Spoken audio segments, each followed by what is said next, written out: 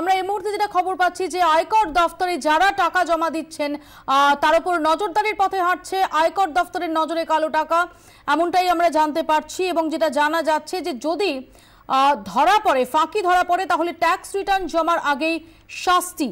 জমা পড়া যে 500 এবং 1000 টাকার নোট, তাতে নজর রাখছে আয়কর দফতর। এবং এখানে কোথাও কর ফাঁকি ধরা পড়লে ট্যাক্স রিটার্ন জমা দেওয়ার আগেই শাস্তি। আপনাদের আরো একবার জানিয়ে রাখি, আয়কর দফতরের নজরে কালো টাকা। ব্যাংকে যে 500,000-এর নোট জমা পড়ছে তার উপর নজর রাখছে আয়কর দফতর। জনধন যোজনার অ্যাকাউন্টেও নজরদারি চলছে। এবং যদি ধরা পড়ে, কোনো ফাঁকি ধরা পড়ে, তাহলে ট্যাক্স রিটার্ন জমার আগেই শাস্তি বলে জানানো হচ্ছে আয়কর দফতর সূত্রে।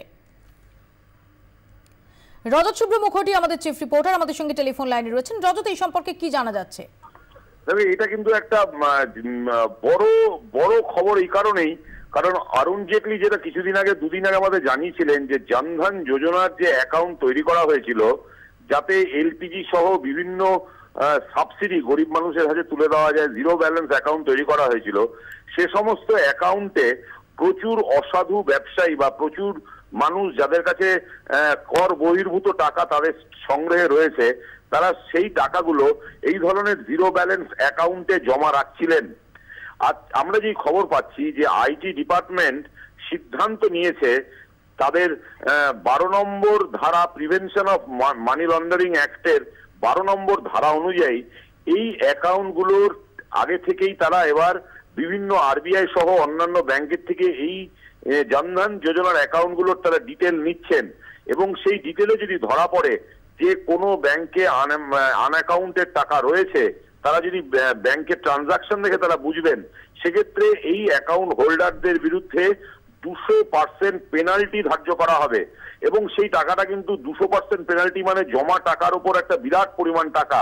এবং শুধুমাত্র জনধন অ্যাকাউন্টই নয়, এমনি অন্যান্য সাধারণ মানুষ তাদের অ্যাকাউন্টে যদি একটা বিরাট পরিমাণ টাকা জমা রাখেন, সেটা ট্যাক্স রিটার্নের আগেই, যেটা অরিজিনাল নিয়ম যে ট্যাক্স রিটার্নের সময় এই ধরনের অ্যাকাউন্টগুলোকে তোমার স্ক্রুটিনি করা হয়, কিন্তু সরকার সিদ্ধান্ত নিয়েছে, আইটি ডিপার্টমেন্ট সিদ্ধান্ত নিয়েছে ট্যাক্স রিটার্ন জমা দেওয়ার আগেই এই ধরনের অ্যাকাউন্টগুলোর ডিটেল নেওয়া হবে বিভিন্ন ব্যাংক থেকে এবং ফাইন্যান্সিয়াল ইনস্টিটিউশন থেকে। তার উপর ভিত্তি করে এই ধরনের অ্যাকাউন্ট হোল্ডারদের বিরুদ্ধে 200% তোমার পেনাল্টি আরোপ করা হবে। খুব সংক্ষেপে জানতে চাইবো যে অ্যামাউন্টটা কতটা হতে পারে, সেই সম্পর্কে কোনো আন্দাজ পাওয়া যাচ্ছে? কারণ অনেক মধ্যবিত্ত, আমরা একদিনে যেটা দেখছি যে অনেকেই বলছেন যে বাড়িতে বিপদ আপদ বা অসময়ের কথা মাথায় রেখে কিছু লিকুইড ক্যাশ তারা অনেক সময় কোনো এমার্জেন্সির কথা ভেবে তারা রেখে দেন।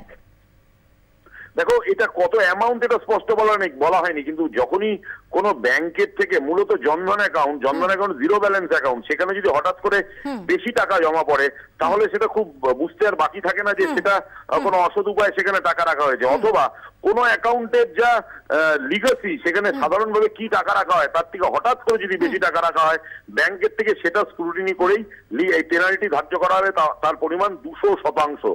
মৌপিয়া। রজত, ধন্যবাদ। রজত শুভ্র মুখোটি আমাদের সঙ্গে এতক্ষণ টেলিফোনে কথা বললেন।